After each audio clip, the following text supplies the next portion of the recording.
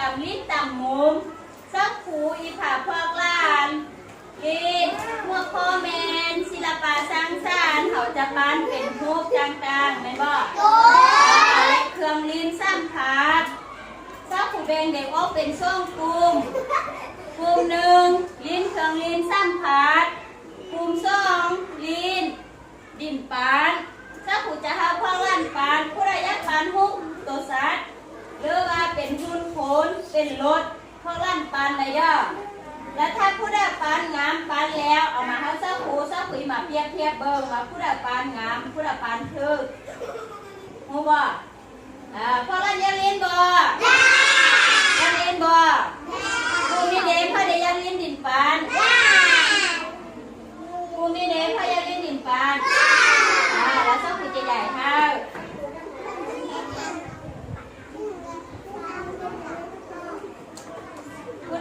โบลินแล้วกับโบลิน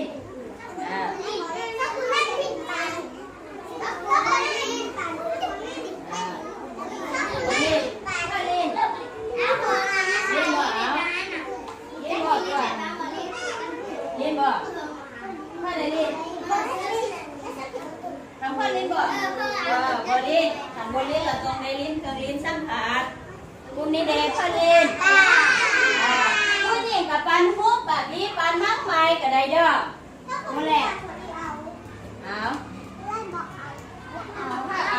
เนี่ยกินเอาบ่แล้วเวลาการเขาลั่นตรงตั้งจากปานแดเอาบ่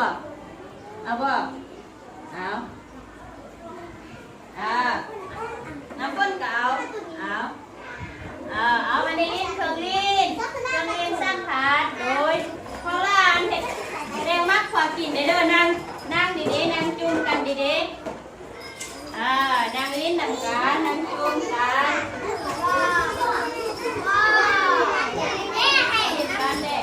เอาไปมาเครื่องนั่นน่ะก็ติดให้ค่ะ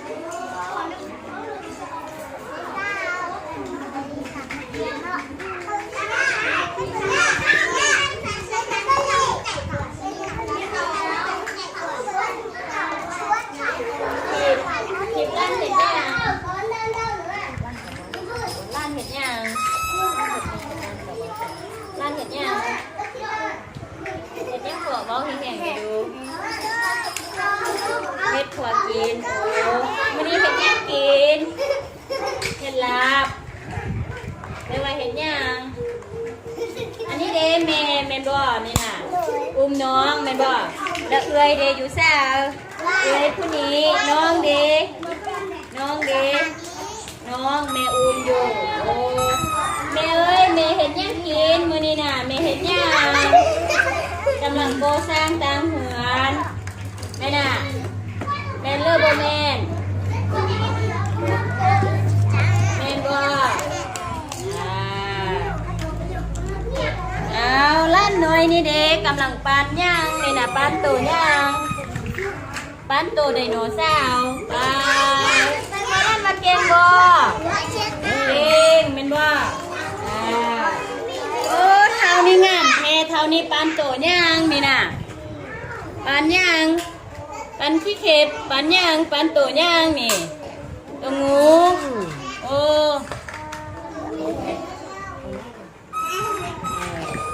งามแท้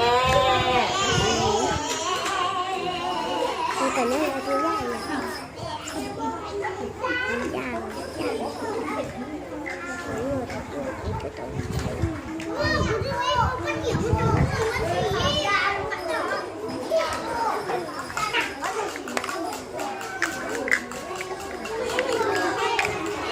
อันนี้เดเห็ดยังนี่น่ะยังอันนี้เป็นยังสุดยังสุดโบกนี่เดเป็นยังสุดนะเลิศ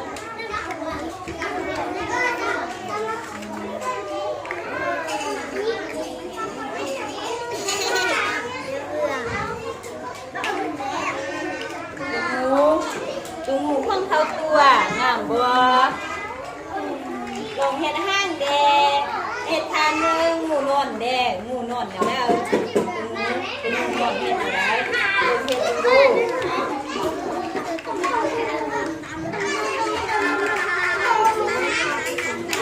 โซล่าจะเล่นเดอะบอลเคยเล่นอ่ะต้องตั้งใจเลยเด้อหมูข้องโคข้องแม่ข้องโคอันนี้เป็นไดโนเสาร์มีปีกพร้อมเป็นบ่บ้านนั้นลั่นไก่อันนี้เป็นหัวอันนี้เป็นห้างอันนี้เดเป็นยังดีนอันนี้เดปีกบ้านนั้นละไดโนเสาร์กับบีนคือสีเนาะ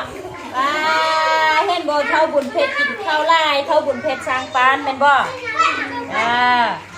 ผู้ใดบ่กินข้าวไล่ผู้นั้นบ่ช้างปานเด้อโอ้แหละกินข้าวไล่เด้นี่เดเป็นยังเยังเท่านี้มีแต่ยิ้มกับยิ้มเท่านี่น่ะโอ้เก่ง